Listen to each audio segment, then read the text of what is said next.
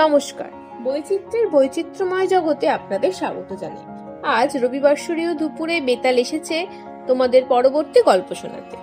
বেতাল তার ষষ্ঠ গল্প শেষ করে রাজাকে কিছু প্রশ্ন করে এবং সেই প্রশ্নের সঠিক উত্তর পাওয়ার পর আবার ফিরে যায় তার শীর্ষ গাছে।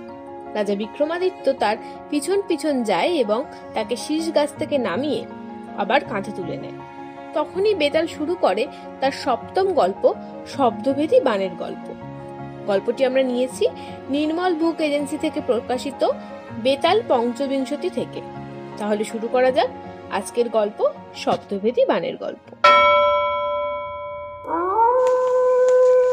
চম্পানগরে এক সময় চন্দ্রাবীর নামে এক রাজা ছিলেন। তার রানীর নাম ছিল সুলোচনা আর রাজকন্যার নাম ছিল ত্রিভুবন সুন্দরী। রাজকন্যা বড় হলে রাজা মেয়ের বিয়ে দেওয়ার জন্য পাত্রের সন্ধান করতে লাগলেন। তাছাড়া ত্রিভুবন সুন্দরীর রূপগুণের খ্যাতি চারিদিকে ছড়িয়ে পড়ল। নানা দেশের রাজারা তাদের নিজেদের ছবি রাজার কাছে পাঠাতে লাগলেন।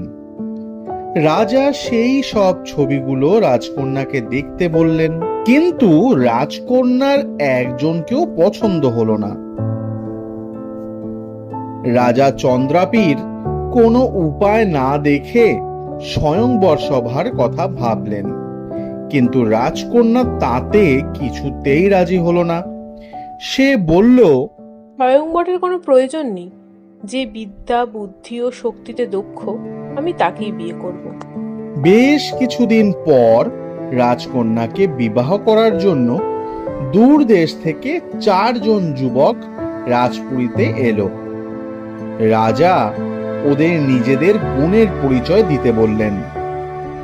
প্রথম যুবকটি বলল, মহারাজ, আমার একটি বিশেষ গুণ হচ্ছে আমি একদিনে একটি কারুকার্য করা কাপড় বুনে ফেলতে পারি, আর সেই কাপড়টা বিক্রি করে 5টা রত্ন পাই। তার থেকে একটা রত্ন আমি ব্রাহ্মণকে দিই, একটা দেবতাকে দিই, আর একটা নিজের গায়ে পরি, আর একটা যত্ন করে আমি তুলে রাখি। যে আমার স্ত্রী হবে সেটি আমি তাকে দেব, আর শেষ রত্নটি আমি খরচা করি। এই গুণ আর কারো আছে বলে আমার জানা নেই। দ্বিতীয় যুবকটি বলল, মহারাজ, আমি সমস্ত পশু পাখিদের ভাষা জানি। আমার মতন শক্তিশালী পুরুষ আর কে হতে পারে বলুন?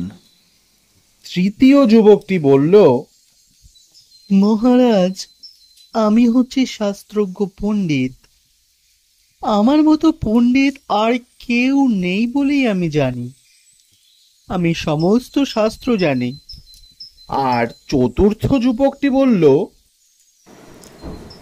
আগে মহারাজ, শাস্ত্র আমিও জানি, আবার আমার পিতা একজন রাজা, আর আমার একটি বিশেষ গুণ হচ্ছে আমি শব্দভেদী বান মারতে পারি। এবার আপনিই বলুন, এমন গুণের পুরুষ আর কে হতে পারে? এই 4 জন যুবকের গুণের কথা শুনে রাজা চন্দ্রাবীর খুব অবাক হয়ে গেলেন। মনে মনে ভাবলেন, পাত্র হিসাবে 4 জনই তার মেয়ে ত্রিভুবন সুন্দরীর জন্য উপযুক্ত। এদের মধ্যে একজনকে বেছে রাজকন্যাকে বিয়ে দিতে হবে। রাজা নিজে মেয়েকে গিয়ে এই 4 যুবকের গুণের কথা একে একে সব বললেন। সব কথা শুনে ত্রিভুবন সুন্দরী ভীষণ লজ্জা পেল, কোনো কথা বলল না। এই গল্প শেষ করে বেতাল বলল, মহারাজ, যুক্তি দিয়ে বলো তো, কে ত্রিভুবন সুন্দরীর স্বামী হওয়ার যোগ্য? রাজা বিক্রমাদিত্য বললেন, যে কাপড় তৈরি করে বিক্রি করে সে জাতে শূদ্র, আর যে পশু পাখিদের ভাষা জানে সে বৈশ্য। তৃতীয় জন শাস্ত্রজ্ঞ, সে ব্রাহ্মণ।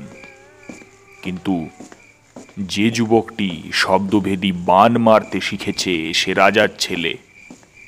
শাস্ত্র ও যুক্তি দিয়ে বিচার করলে চতুর্থ যুবকটি রাজকন্যার জন্য একদম উপযুক্ত পাত্র বলে আমার মনে হয়। রাজার যুক্তি শুনে বেতাল তার কাঁধ থেকে নেমে গিয়ে শ্মশানের সেই গাছে ঝুলে পড়ল। মহারাজ, এবারও তুমি সঠিক উত্তর দিয়েছ, তাই শর্ত অনুযায়ী আমি চললাম মহারাজ, আমি চললাম। চললাম মহারাজ। আর রাজাও পিছন পিছন গিয়ে তাকে গাছ থেকে নামিয়ে কাঁধে চাপিয়ে আবার পথ চলতে শুরু করলেন। আপনারা এতক্ষণ শুনছিলেন শব্দভেদী বাণের গল্প। গল্পের সূত্রধার আমি পৌলমী, উপস্থাপনায় প্রীতম, অনিমেষ, সুদীপ্ত, রায়া, পৌলমী, সুমন, পোস্টার ডিজাইনিং সুমন। আবার দেখা হবে আগামী রবিবার অন্য কোনো নতুন একটি গল্প নিয়ে। ততক্ষণ পর্যন্ত আপনারা আমাদের চ্যানেলটিকে সাবস্ক্রাইব করে আমাদের পাশে থাকুন আর এভাবেই ভালোবাসা দিতে থাকুন আর শুনতে থাকুন বৈচিত্র্য গপ্প বুক। ধন্যবাদ।